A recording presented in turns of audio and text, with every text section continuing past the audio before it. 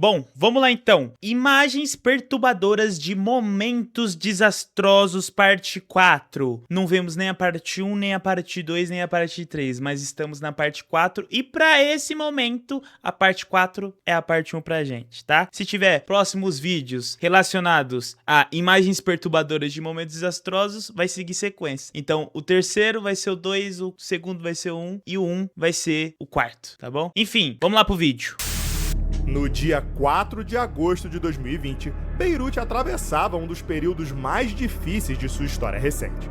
Além da pandemia de Covid-19, o Líbano enfrentava uma grave crise econômica, instabilidade política e uma população cada vez mais desgastada. Naquela tarde, porém, tudo isso seria interrompido por uma explosão tão forte que muita gente acreditou que a cidade tinha sido alvo de um ataque. Meu Deus. Isso daqui... Ah, não. Isso daqui eu lembro o que eu acho que foi isso daqui, cara. Isso aqui foi aquela empresa, aquela indústria lá que explodiu, né, cara? Acho que foi em 2022, se eu não me engano. Cara, isso daqui repercutiu muito, tipo muito, velho. Muito mesmo. في البداية ممكن تعطينا لمحة عن Olha. Que é isso, mano? Que desespero. O que é isso, cara?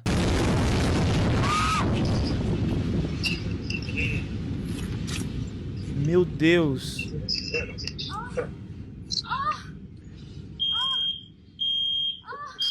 Vixe, a mãe machucou? Acho que deu ruim aqui com a mulher, hein, velho?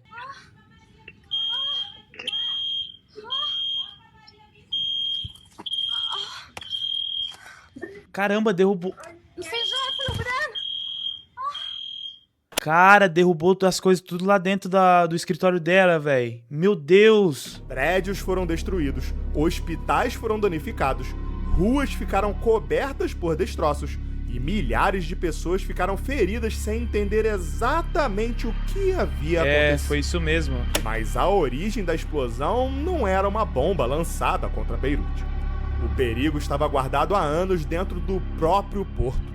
Cerca de 2.750 toneladas de nitrato de amônio, um composto usado na produção de fertilizantes, mas que armazenado da forma errada, pode se tornar extremamente perigoso. Olha que absurdo, né, cara? Que doideira a química é, né? Porque, mano, quem que imaginar que alguns nutrientes que usam pra fazer fertilizante pode causar uma devastação gigantesca como essa? Levar várias vidas por conta de um mau armazenamento, velho. Nossa, isso aqui é uma falta de profissionalismo gigantesca, velho. Um erro que, tipo assim, não tem nem como consertar, nem tentar consertar isso daqui. E, infelizmente, quem errou também já foi de Vasco, né? Porque isso daqui, se deve ter matado a pessoa que tava longe disso daqui, imagina quem tava na fábrica, cara.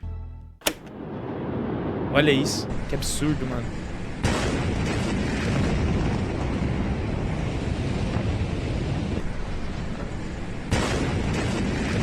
Mano, isso, olha.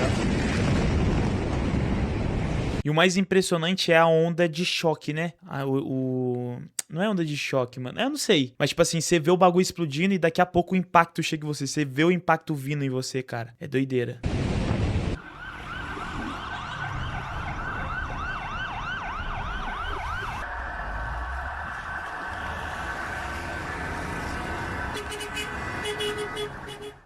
A história começa em novembro de 2013, quando um cargueiro chamado MV Rossos chegou ao porto de Beirute. A embarcação era antiga, estava em más condições e carregava nitrato de amônio que havia saído da Geórgia e deveria seguir até Moçambique. Mas o navio enfrentou problemas financeiros e técnicos, acabou sendo retido no Líbano e seu proprietário alegou falência. Olha aonde isso foi acontecer, hein, cara? Olha aonde. Com o tempo, a tripulação deixou a embarcação, o navio foi abandonado e a carga ficou para trás. Em 2014, todo aquele nitrato de amônio foi retirado do navio e levado para um depósito dentro do porto, conhecido como Hangar 12. Funcionários da alfândega chegaram a enviar alertas e pedidos formais para que o material fosse vendido, removido ou levado para um local seguro. mas nada foi feito. Cara, pior que não foi... O bagulho só tava guardado e, tipo assim, não tava servindo pra uso nenhum. Como que isso aqui explodiu, mano? Como? O nitrato de amônio continuou no mesmo lugar, em condições inadequadas e perto de outros materiais perigosos.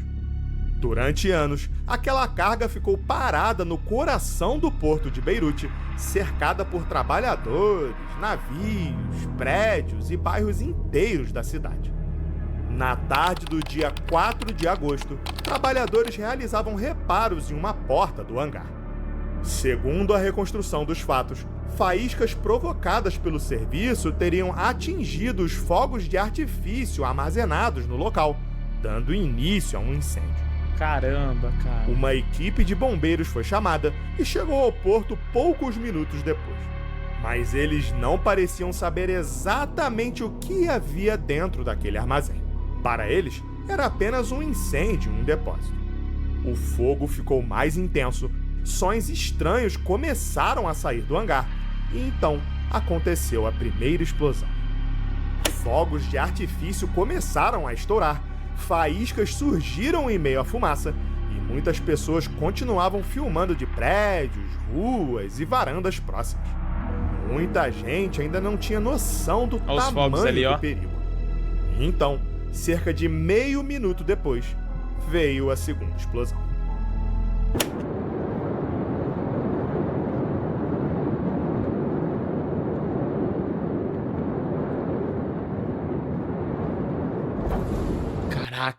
Caraca, velho. Que é isso, mano? Como uma coisa foi levando a outra. É impressionante ainda, mano. Isso aqui é impressionante, velho.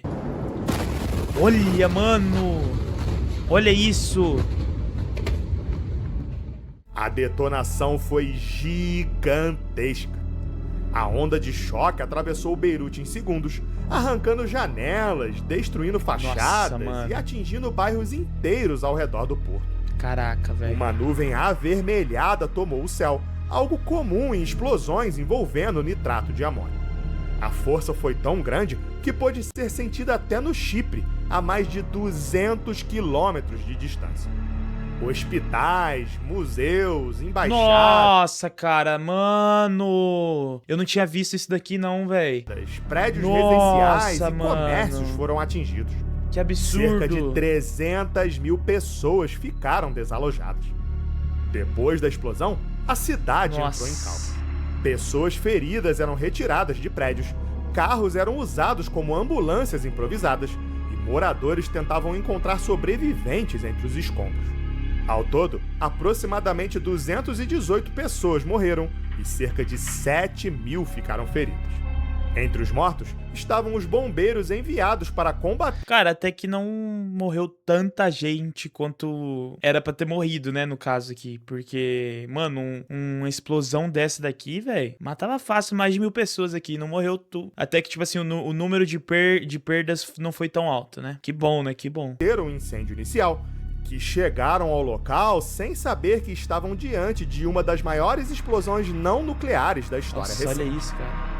O prejuízo material também foi enorme, chegando a 15 bilhões de dólares. Meu Deus! No dia seguinte, o primeiro-ministro Hassan Diab... Já era, nem o Elon Musk conseguia... Não, o Elon Musk é trilionário, né? Não, ele conseguia, filho. Colocar o homem aqui pra reconstruir a cidade, ele dava conta. Declarou estado de emergência e o governo anunciou uma investigação. Com o passar do tempo, a apuração revelou algo ainda mais revoltante. Muitas autoridades já sabiam do risco. A tragédia, portanto, não foi apenas um acidente inesperado. Foi o resultado de uma sequência longa de abandono, burocracia, irresponsabilidade e negligência. Caraca! Opa, e aí, tudo certo? Eu sou o Rafa e esse é o Arquivo Obscuro. Se você gosta desse tipo de conteúdo, não esquece de deixar seu like, se inscrever no canal e ativar o sininho das notificações. E pode ficar tranquilo que o próximo compilado já tá vindo aí. No dia 23 de maio de 2026, Sabrina, uma piloto de parapente austríaca de 44 anos, decolou da montanha Schmidthof, perto de Zell am See, na Áustria. A região é conhecida pelas paisagens alpinas e também pela presença constante de atividades aéreas, como parapentes, planadores e pequenos aviões.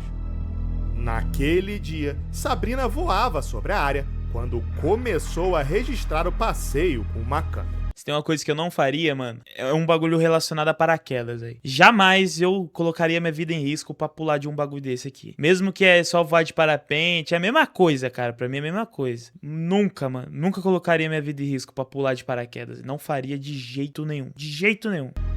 A imagem, no início, parece tranquila.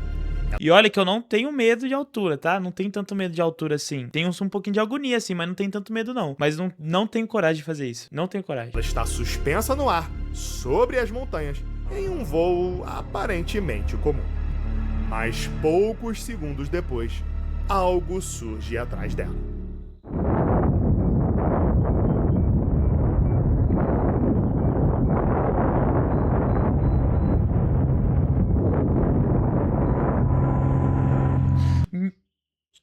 Mano, eu parei antes da catástrofe, velho. Olha essa cena. Isso aqui, a moça já pode rezar um Pai Nosso que ela vai pro céu. Acabou. Acabou a vida ali. Chegou ao fim. Fim de jogo, velho. Game over.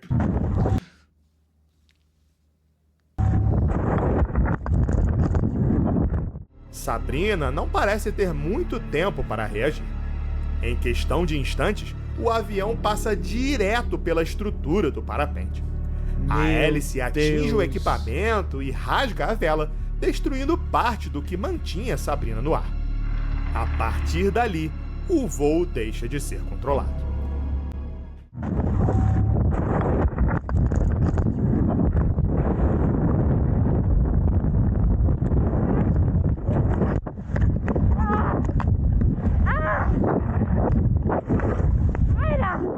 Depois do impacto, Sabrina começa a girar violentamente no ar.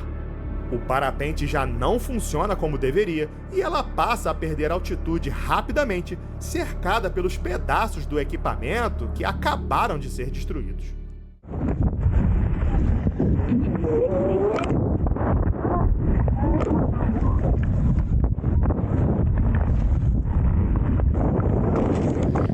Mano, é por isso que não faz sentido fazer um negócio desse aqui, cara. Isso aqui é muito perigoso, meu. Muito perigoso. Mano, o inevitável aconteceu, cara. Aonde ela imaginou que um dia, por acaso, um avião ia bater no... Mano, podia ter batido nela. Bateu no paraquedas. Mas podia ter batido nela e já era, mano.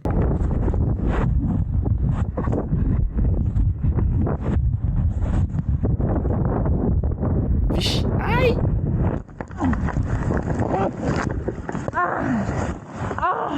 Mano, eu acho que depois dessa daqui, velho, eu acho que ela nunca mais andou de paraquedas. Ela nunca mais deve ter tido coragem de andar de paraquedas. Acabou, mano, chega. Já fez o que não devia fazer, chega. O equipamento de emergência abriu a tempo e conseguiu estabilizar a descida. Ela acabou pousando em uma estrada florestal e, contra todas as chances, sobreviveu com apenas ferimentos leves, como hematomas e contusões. Que sorte, mano. O piloto da Cessna também conseguiu pousar em segurança, apesar de partes do parapente e das linhas terem ficado presas na aeronave. Segundo a polícia austríaca, o piloto do avião disse que não conseguiu desviar a tempo. As autoridades abriram... Mano, eu acho que isso aqui não chega a ser culpa de nenhum dos dois, mano. Porque eu acho que não tem como ela saber... Ou tem, não sei.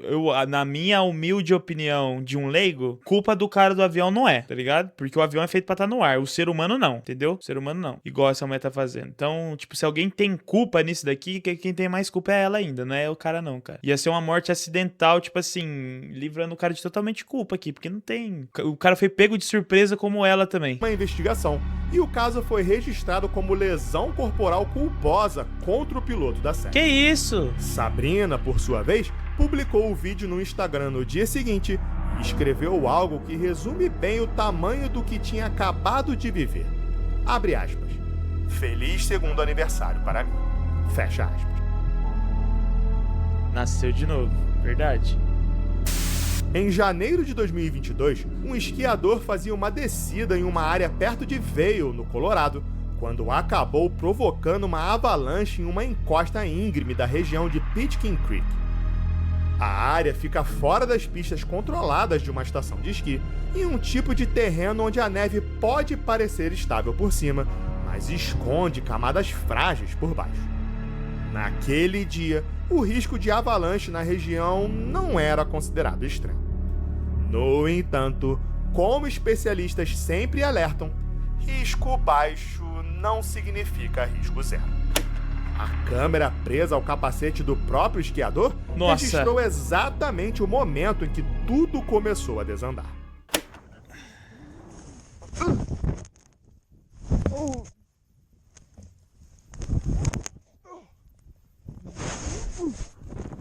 Ele tá no meio de uma avalanche. Ah, cortou o áudio. Nossa, que desespero, mano. Eu vi esse cara gritando aqui, foi horrível. No começo, parece apenas uma descida comum em neve profunda. O esquiador avança. Mas agora isso aqui é da hora, tá, mano? Isso aqui eu faria, tá? Mas que é perigoso também, mas isso aqui é muito louco, velho. Eu gosto mais do snowboard ainda, aquele que é o, tipo, a prancha. Mano, isso aqui é muito louco, velho. Isso aqui eu tenho muita vontade de fazer. Mas o outro pular de paraquedas, não, você é louco. Avança pela encosta, faz algumas curvas. Mano, é muito estiloso isso daqui. Isso aqui é muito estiloso, velho. E segue montanha abaixo. É tipo andar de moto sem capacete, velho. É estiloso pra caramba, mano. Poucos segundos depois, a neve ao redor começa a se romper. Uma placa se solta da montanha e a descida controlada se transforma em uma avalanche. A partir daí, ele perde completamente o controle. A neve o arrasta a encosta abaixo e a câmera mostra uma sequência caótica de céu, árvores, neve e impacto. Em situações assim, o maior risco é ser soterrado ou levado para uma área ainda mais perigosa, com pedras, depressões ou trechos fechados de floresta. Segundo os relatos, ele foi arrastado por cerca de 300 metros. Nossa, muita coisa, Durante a velho. queda, uma decisão pode ter ajudado a salvar sua vida. Ele manteve os pés sempre na mesma direção, evitando ficar de cabeça para baixo enquanto era levado pela avalanche.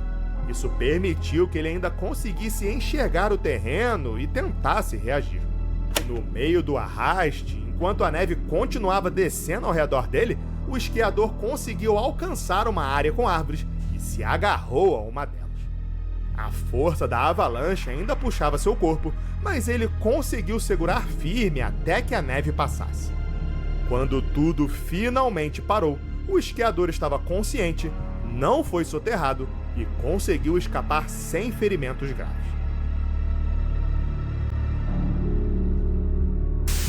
Em 2 de novembro de 2013, 2 aviões pequenos decolavam de um aeródromo perto de Superior, no Wisconsin, carregando paraquedistas para um salto em grupo. Os 2 aviões, um Cessna 182 e um Cessna 185, subiram em formação, um atrás e ligeiramente acima do outro, como é comum nesse tipo de operação. Naquele dia, os pilotos haviam combinado a posição do voo antes da decolagem. No entanto, como uma investigação revelaria depois, cada um deles entendia a distância de segurança de um jeito diferente. Um detalhe que naquele momento não parecia tão importante assim. No começo, é só a subida de sempre.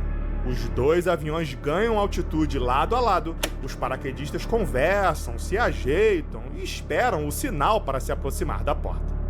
Perto dos 12.000 pés, cerca de 3.600 metros, o avião de trás está mais alto do que deveria e, num instante seguinte, desce sobre o avião da frente. Mano...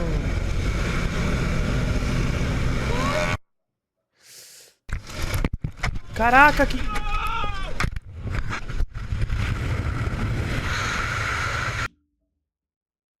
Mano, eu tô impressionado com isso aqui, velho. O outro avião caiu, mano. Quebrou a hélice. Hélice não, a asa. Olha lá, olha lá, olha lá. Meu Deus, mano. Ô, parece uma cena de GTA isso aqui. Cara, isso foi tudo registrado. O impacto arranca parte da asa do avião da frente e provoca uma bola de fogo. De dentro das duas aeronaves, a câmera mostra metal se rasgando, fumaça e o avião perdendo o controle a milhares de metros de altura. Nesse tipo de acidente, o maior risco não é só o impacto. É ficar preso numa aeronave danificada, em queda, sem conseguir saltar a tempo. Eram 11 pessoas ao total entre os dois aviões. No avião da frente, já seriamente avariado, 4 paraquedistas reagiram na hora e pularam, mesmo sem saber a extensão do estrago. O piloto desse avião também precisou saltar. Ele foi o único entre as 11 pessoas envolvidas. É isso que eu ia perguntar, mano. O piloto ele tem que estar de paraquedas também, né? Pra caso aconteça uma tragédia dessa aqui, pra ele conseguir pular também, meu. Que teve dificuldade para controlar o paraquedas e o único ferido com lesões leves. No avião de trás, o impacto atordoou 3 dos 5 paraquedistas a bordo, que acabaram permanecendo na aeronave até o pouso. Os outros 2, que não se machucaram, pularam e abriram os paraquedas normalmente. Até o pouso?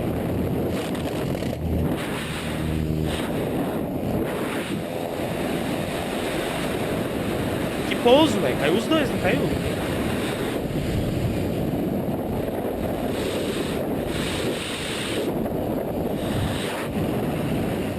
O mais surpreendente veio depois. Apesar dos danos, o piloto do avião de trás manteve o controle. Caraca, eu achei que os dois tinham caído, só aquele que caiu. Caralho, mano, o cara conseguiu pousar, velho. Meu Deus, o cara é pica grossa, velho. Depois de uma situação dessa, quem que ia conseguir pousar, mano? E conseguiu pousar a aeronave em segurança, ainda com parte dos destroços presos à estrutura. Uma investigação posterior apontou falhas de treinamento. A empresa responsável pelos saltos nunca havia preparado os pilotos especificamente para operações em grupo e, por isso, cada um seguia uma noção diferente do que era distância segura. Na manhã de 10 de junho de 1990, um voo da British Airways decolou de Birmingham, na Inglaterra, com destino a Málaga, na Espanha. Era um trajeto comum, uma aeronave usada em rotas curtas pela Europa. O céu estava limpo, a subida acontecia normalmente e nada indicava que aquele voo se tornaria um dos incidentes mais assustadores da aviação comercial.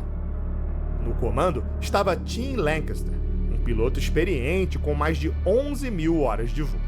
Ao lado dele, o copiloto Alistair Atkinson acompanhava a subida da aeronave. Pouco antes da viagem, o para-brisa do lado do comandante havia sido trocado durante uma manutenção noturna. O serviço foi aprovado, o avião foi liberado e a tripulação não tinha nenhum motivo para desconfiar que havia algo de errado. Por volta das 7h33 da manhã, quando o avião passava dos 6 km de altitude, um estrondo tomou conta da cabine. Sem qualquer aviso, o para-brisa em frente ao comandante se soltou da aeronave. Nossa! A descompressão foi imediata.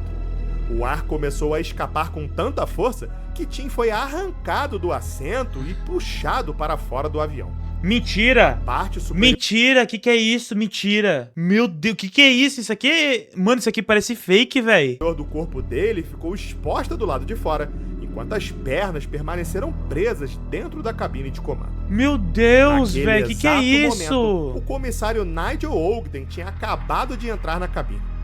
Ao perceber o que estava acontecendo... Ah, é uma reconstrução.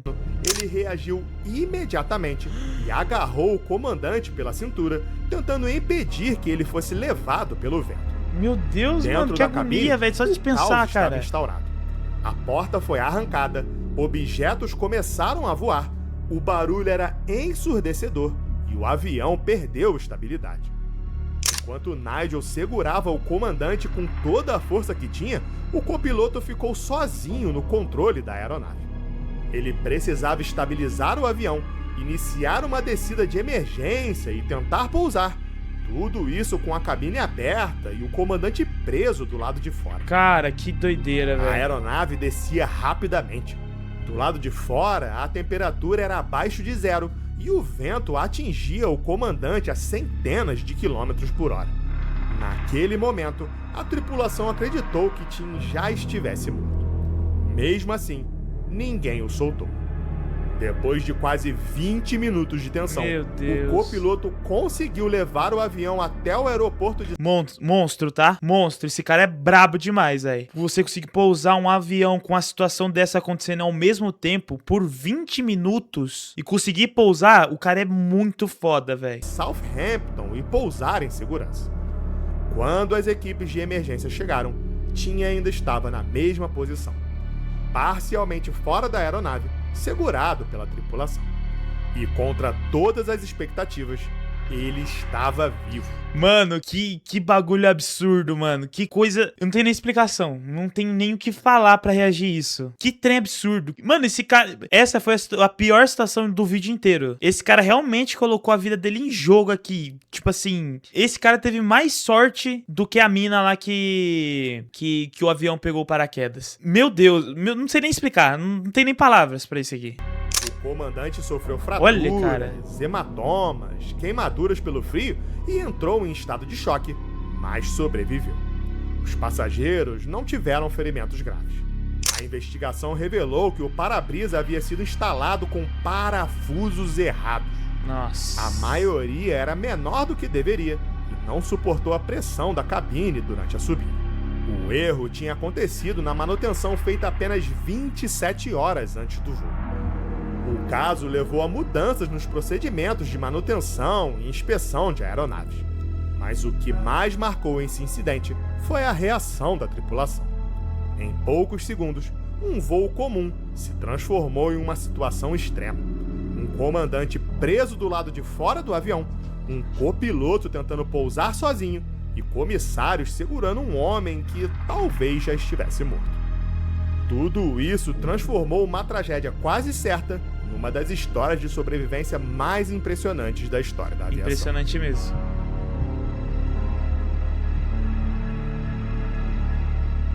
Cara, esse vídeo aqui é impressionante, velho. Tá bom? Esse último foi a coisa mais absurda que eu já vi na minha vida, pra ser sincero. Eu não tô exagerando. Eu nunca vi, tipo assim, um cara sobreviver a uma coisa dessa, cara. Tipo assim, nem em filme. Caraca, velho. Impressionante, cara. Impressionante.